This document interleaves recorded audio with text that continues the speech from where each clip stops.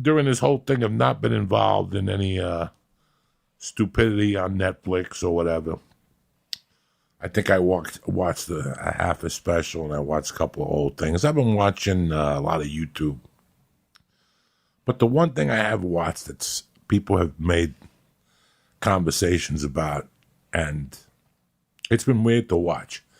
It's The Last Dance with Michael Jordan. I've watched all 10 episodes. And I got to tell you something. First of all, I was a fan of his since he won me money his freshman year in college.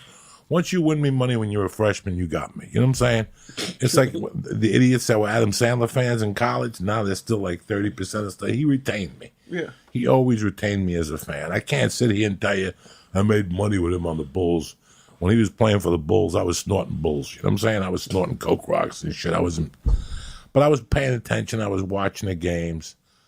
And everything I heard on there, nothing really surprised me.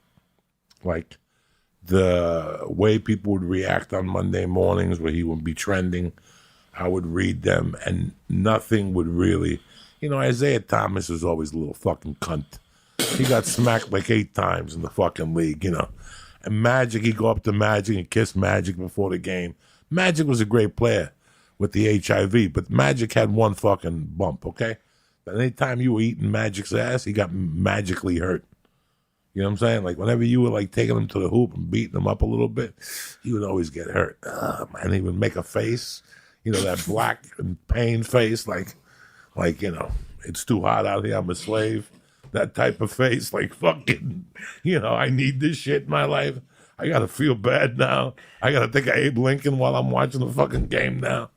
So, you know, people raise their hands and talk shit. But I got to tell you something, man. I understand it.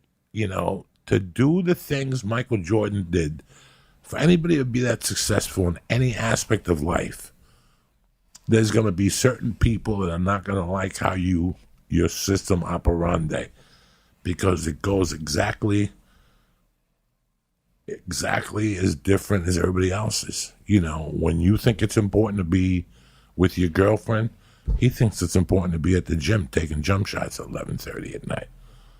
And when it's time to play, it's time to play. You know, a lot of people were fucking concerned. They were like, you wouldn't let Horace Grant eat on the plane.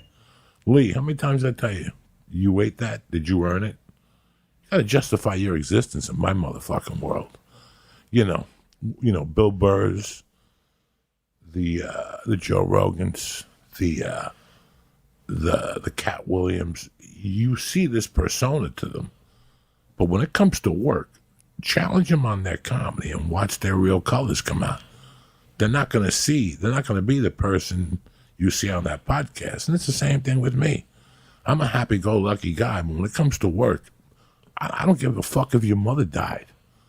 You know, on Michael Jordan's Father's Day, he won a championship. You know, when he was sick, when he ate the fucking pizza late at night and 3 in the morning and he had 110 fever and he couldn't fucking play, he ended up scoring 38 games. You know, the quarterback, the white guy that was sending a picture of his dick, his father died. He threw 5 touchdowns in one game. You know, to be that type of person, to come through constantly like that, it takes you think right now I miss stand-up? I'd love to sit here and tell you that, you know, I'm going to move to fucking Brazil because they're doing open mics. I don't give a fuck. I've done 29 fucking years of stand-up. Right now I'm taking a breather. I'm taking stuff in. I'm looking stuff in. I'm looking around.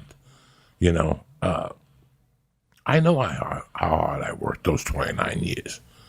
You have no idea. And sacrifice. You know, I didn't do most things people did. I didn't. Because I didn't. First of all, between you and I didn't want to. And number 2, if your thing was on a Saturday, there's comedy on Saturday. And guess what? If your thing was on a Monday, I got comedy on Monday too. I was not a very nice person when it came to, I love comics who are like, hey, Lee's doing a showcase at the Improv tonight. You should come and support. Fuck Lee. Lee's got to support himself. Lee's got to get his audience down there. You know, me going down, ain't going to do dick for Lee. I'm going to do dick for Lee, you know. I'm way very much against that. And Lee'll tell you that I'm a nice guy. I'm generous. I got a great heart. But when it comes to getting down, I get down. I don't give a fuck. You know, you got to get up. You got to get up. 8:30, 8:15, 7:30. You got to get up. When we first started this podcast, we started at 6 because I read an excerpt that fucking, what's his name, used to start his radio early to get to you before anybody else did. Did we start at 6? We did. A lot of nights I went to bed at 2, got up at 4:45. This poor bastard wouldn't sleep tonight and get up there. But I had something to say, and I wanted to fucking say it, and I wanted to say it at 6 in the fucking morning. Well, let me smoke this joint in peace for a minute here. You know what I'm saying? I'm trying to get my head together. But people didn't agree with half of his tactics and shit. Hey, man, I'll tell you, I lost friends because of comedy. I've lost more friends than I've made because of comedy. Every year that I get something else, I lose a friend. And then there's times I'm stuck with somebody, and I see that they're stuck, and I'll lose them. I get rid of them. There's a particular agent I stopped talking to, and my career blew up because I stopped listening to him. You know, you have to take matters into your own hands.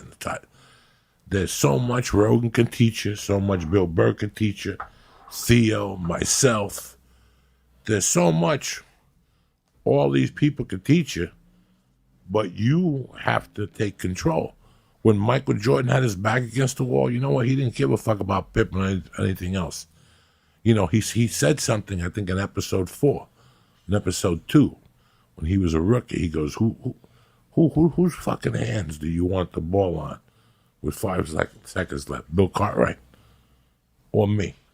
You know, it's an egotistical way to think if you look at it that way, but he's playing for a team. He's thinking about the fucking team. So it was very interesting to watch. I don't know if you're into sports. I don't know if you're into Michael Jordan. I don't know what the fuck you're into. But no matter what you're into, you got to watch a guy like this and why he won 5 championships and why he won 7 MVPs and defensive player awards. There's a reason. It wasn't because he came out of his mom's snatch with a fucking basketball. It was because he worked at it, he believed at it, and he committed everything he had to it. He didn't give a fuck. He didn't give a fuck. And he didn't give a fuck about your feelings while he was winning. He's there to do one thing, and that's win. I don't know about nothing. I don't know about no after party. I don't know about selling shirts afterward. I don't know nothing about a smoke fest that I don't know nothing. All I know about these 2 shows I got to do at 8 and at 10 o'clock and how I got to kill these 2 fucking shows. And what do I have to do not to kill in these 2 shows? I got to avoid these things. I can't eat in between shows. I don't want no fucking fucked up language in the green room in between shows. People talking about, oh, some little girl that was 6 got raped. Now I really want to go out and do comedy? Not really. You know what I'm saying? Not really. So this all goes through it. There's a mental toughness. To be Michael Jordan, you just don't play basketball every day. You have to play through fucking pain. And to be a Michael Jordan in any field, whether you're an editor, a plumber, a banker, wherever the fuck you are, you want to be CEO, that's how you become CEO. This guy's working 12 hours, you got to work 13 and a half. It was, I mean, I was too young. I was about 8 when he was finishing up that run. But it was interesting to watch for a lot of reasons. A lot of me wants to be, like, I wish I had more of that in me, but I also know everybody's got it. Listen, everybody's got it in them. Everybody has got it in them.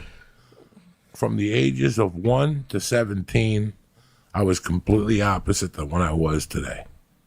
I had a completely different mindset of what the world was, and I had a completely different attitude.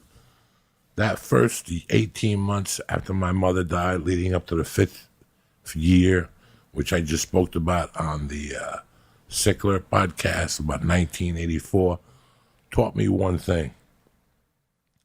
It's not Lee's fault that I'm not doing this. Oh, fucking Steve Simone said he was going to get me a job with the union laborers. That's why it was always everybody else's fault. Your life is going to move forward when you take control of your life. If you can't do one fucking simple thing you're supposed to do every day, how are you going to be an entrepreneur? Why do you have a picture of a Maserati on your wall? Like, one day I'm going to drive a Maserati. How are you going to get to that Maserati? What things are you going to do? Last I checked, you can't even wake up at 9 in the fucking morning. Last I checked. I called you 3 times last week and you were still asleep at 10:30. How the fuck are you going to get a Maserati? People driving Maserati aren't sleeping at 10:30 in the morning, I'll tell you that much. You know why? Because they want 2 Maseratis.